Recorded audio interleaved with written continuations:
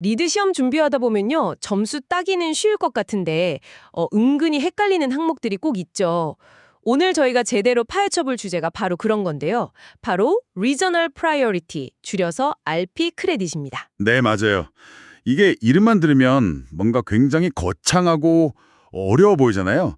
근데 사실은 시험의 대표적인 보너스 점수 항목이거든요. 오늘 저희는 리드 BD 플러스 C 공식 가이드를 바탕으로 이 RP 크레딧의 정체가 대체 뭔지, 그리고 어떻게 하면 이 점수를 확실하게 내 점수로 만들 수 있는지 그 전략까지 전부 알려드릴게요. 좋습니다. 오늘 저희 목표는 아주 분명합니다. 이 방송을 듣고 나시면 여러분이 이 RP 크레딧에 대해서 더는 헷갈리지 않고 이건 무조건 받고 시작해야 하는 점수구나 하고 자신감을 갖게 만들어드리는 겁니다. 솔직히 리드 공부하다 보면 카테고리도 너무 많고 외울 것도 많잖아요. 그렇죠. 그런데 지역 우선이라는 이름의 새로운 카테고리가 또 튀어나오니까 또 공부할 게 늘었네 하고 한숨부터 나오거든요. 이거 완전히 새로 파야 하는 그런 분야인가요? 아니면 기존 내용의 연장선인가요? 바로 그게 핵심이에요. 전혀 새로운 내용이 아닙니다. 정말요? 네. 만약에 그랬다면 정말 공부할 양이 확 늘어나는 거겠죠.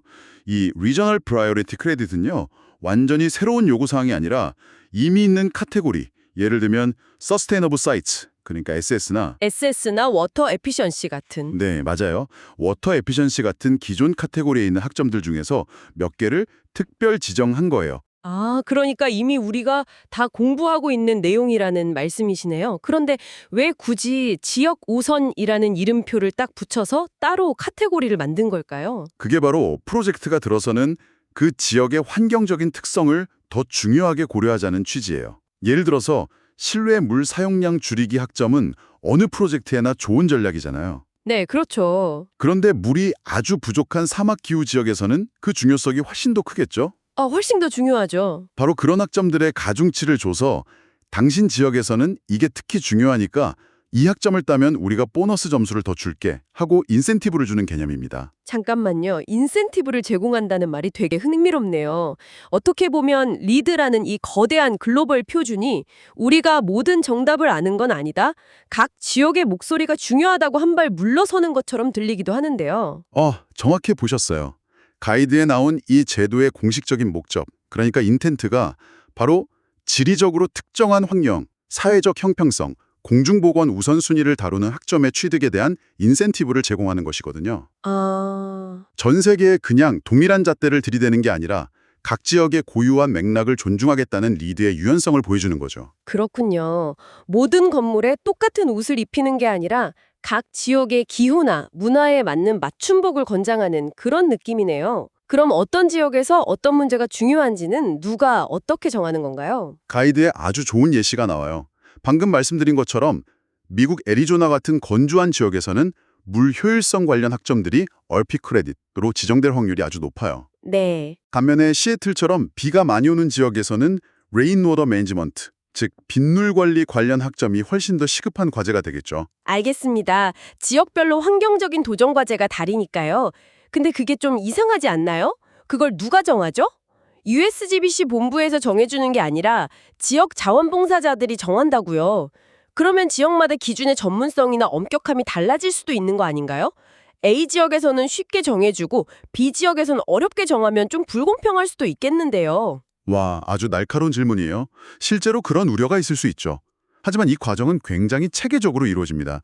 USGBC의 각 지역 지부, 그러니까 챕터와 리드 국제 라운드 테이블에 소속된 전문가들, 그 지역 전문가들? 네, 그 지역의 기후, 생태, 사회 문제를 가장 잘 아는 자원봉사자들이 모여서 결정해요. 이분들이 두 가지를 모두 고려하는데요. 하나는 물 부족이나 대기오염 같은 그 지역의 환경적 우려, 그러니까 environmental concern이고요. 다른 하나는 풍부한 일조량이나 대중교통 인프라 같은 환경적 자산, environmental assets입니다. 단점만 보는 게 아니라 장점을 활용하는 것도 중요하게 생각하는군요.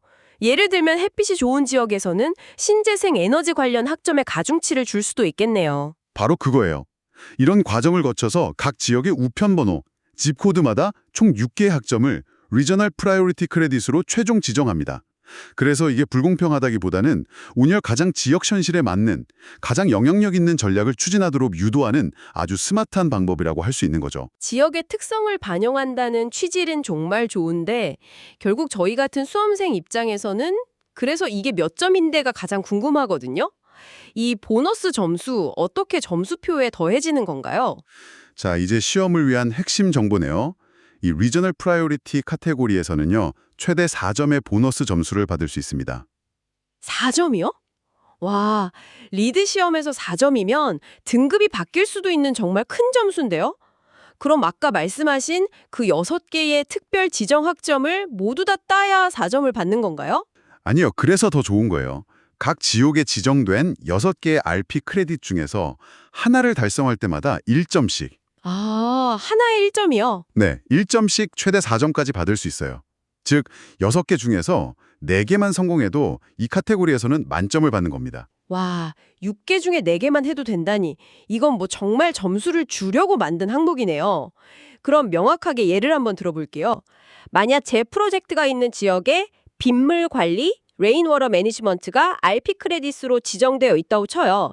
제가 이 학점에서 원래 배점인 2점을 받으면 그것과는 별개로 RP 카테고리에서 추가로 1점을 더 받아서 총 3점을 얻게 되는 건가요? 정확합니다. SS 카테고리에서 2점, 그리고 RP 카테고리에서 1점, 이렇게 점수표에 각각 기록되는 거죠. 아, 이미 따기로 마음먹었던 학점이 우연히 RP 크레딧이라면 그야말로 공짜 점수를 얻는 셈이에요. 여러 개 주는 학점들이 있잖아요. 뭐 에너지 성능 최적화, EA 크레딧 옵티마이즈 에너지 퍼포먼스처럼 절감률에 따라서 1점부터 18점까지 받을 수 있는 그런 학점들은 어떻게 되나요? 그냥 최소 기준인 1점만 받아도 RP 보너스 1점을 주는 건가요? 그러면 너무 쉬운 것 같은데요? 바로 그게 이 RP 크레딧의 유일한 함정이자 시험에 아주 자주 나오는 포인트입니다. 방금 말씀하신 것처럼 여러 단계의 달성 수준이 있는 학점의 경우 RP 보너스 점수를 받기 위한 별도의 최소 기준점, 즉 트레시홀드가 설정되어 있을 수 있어요. 아, 기준점이요? 그러니까 에너지 6% 절감해서 1점 이걸 받는다고 해서 RP 보너스 점수가 자동으로 따라오는 게 아닐 수도 있다는 거군요. 맞습니다. RP 데이터베이스를 확인해 봤더니 예를 들어 EA 크레딧 옵티마이즈 에너지 퍼포먼스로 RP 점수를 받으려면 최소 12% 이상 에너지를 절감, 그러니까 6점 이상을 받아야 한다는 조건이 붙어 있을 수 있다는 거죠. 와... 실제로 있었던 일인데요. 캘리포니아의 한 프로젝트 팀이 에너지 절감 목표를 10%로 잡고 설계를 다 진행했어요. 그런데 나중에 RP 크레딧 기준점을 확인해 보니까 12%를 넘겨야 보너스 점수를 받을 수 있었던 거죠. 아이고... 초기에 이것만 확인했더라면 설계 목표를 조금만 더 높여서 쉽게 1점을 추가할 수 있었을 텐데 나중에는 바꾸기 어려워서 결국 놓쳤습니다.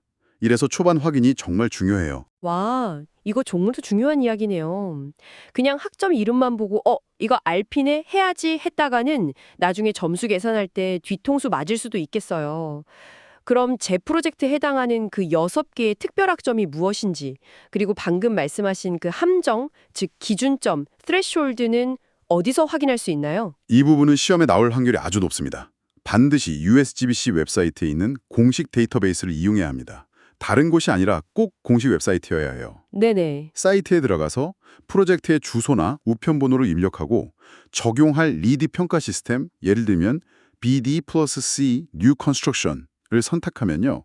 그 지역에 적용되는 6개의 RP 크레딧 목록과 각각의 기준점이 명시된 표가 딱 나옵니다. 온라인 데이터베이스에서 주소로 검색하는 거군요. 아주 명확하네요. 그럼 또 다른 질문이 있어요. 이 보너스 점수를 받으려면 뭔가 추가 서류를 제출해야 하나요? 제발 아니라고 말해주세요. 리드는 서류 작업만으로도 충분히 힘들다고요. 하하, 아주 좋은 소식입니다. 가이드에 아주 명확하게 추가 서류는 필요하지 않다. No additional documentation is required. 고 명시되어 있어요. 아, 정말 다행이네요. 그럼 점수는 어떻게 부여되죠? 해당 기본 학점, 예를 들어 빗물 관리 학점의 서류를 제출해서 승인받으면 그게 RP 크레딧이라는 걸 시스템이 인지하고 보너스 1점을 자동으로 부여합니다. 자동으로요? 네, RP 카테고리 자체를 위해서 따로 뭘 클릭하거나 제출하는 서류는 전혀 없습니다. 정말 편리하죠. 정말 중요한 정보네요. 추가 서류 없고 자동으로 부여된다. 시험에 딱 나오기 좋은데요? 그렇다면 이 모든 걸 종합해 볼 때 리드 프로젝트를 시작하는 팀에게 이 RP 크레딧이 의미하는 바는 무엇일까요? 그냥 보너스 점수 이상의 의미가 있을 것 같은데요. 물론이죠. 프로젝트를 시작하고 목표 점수를 설정하는 그 킥오프 미팅에서 가장 먼저 해야 할 일 중 하나가 바로 그 지역의 RP 크레딧 6개를 확인하는 겁니다. 이 학정들은 단순히 보너스 점수라는 의미를 넘어서요. USGBC가 공인한 이 지역에서 가장 효과적이고 중요한 친환경 전략 목록이나 마찬가지거든요. 아, 그러니까 어떤 전략을 우선적으로 적용할지 고민될 때 아주 훌륭한 가이드라인이 될 수 있다는 거군요. 가장 따기 쉬운 열매, 로행잉 프루시면서 동시에 지역사회에 가장 긍정적인 영향을 미칠 수 있는 전략들이니까요. 맞습니다. 예를 들어 우리 지역의 RP 크레딧 목록에 대중교통 접근성, 자전거 시설, 저공해 차량 관련 학점이 모두 포함되어 있다면 우리 프로젝트는 자동차 중심이 아니라 대중교통과 녹색교통을 장려하는 방향으로 설계 컨셉을 잡는 것이 리드 점수와 지역 환경 모두에 유리하다는 강력한 신호가 되는 거죠. 와, 오늘 이야기를 나눠보니까 이 리저널 프라이어리티 크레딧이 단순히 점수 몇 점을 더 주는 제도가 아니라 리드라는 큰 틀 안에서 지역의 특수성을 존중하고 또 프로젝트 팀에게는 가장 효과적인 전략을 제시해주는 아주 스마트한 시스템이라는 생각이 드네요. 네, 맞습니다. 시험을 준비하는 입장에서는 쉽게 딸 수 있는 보너스 4점으로 접근하는 게 맞지만 그 이면에 담긴 철학까지 이해하면 훨씬 더 기억에 오래 남을 거예요. 좋습니다. 그럼 오늘 나눈 이야기를 시험을 위해 마지막으로 정리해보죠. 리저널 프라이어리티 크레딧에 대해 꼭 기억해야 할 것들. 첫째, 완전히 새로운 학점이 아니라 기존 학점에 부여되는 보너스 점수다. 둘째, USGBC 웹사이트에서 프로젝트 주소로 우리 지역의 6개 RP 크레딧을 반드시 확인해야 한다. 이때 점수 기준점, 트레시홀드가 있는지 꼼꼼히 봐야 한다.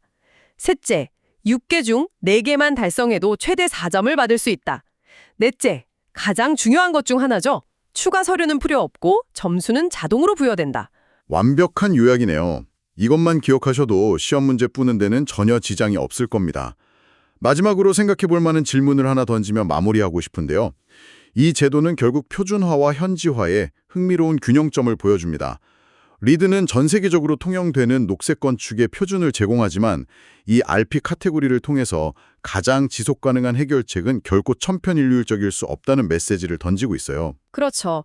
진정한 지속 가능성은 그 건물이 속한 세상의 독특한 장소를 깊이 이해하고 그에 반응하는 데서 나온다는 말이네요. 바로 그겁니다.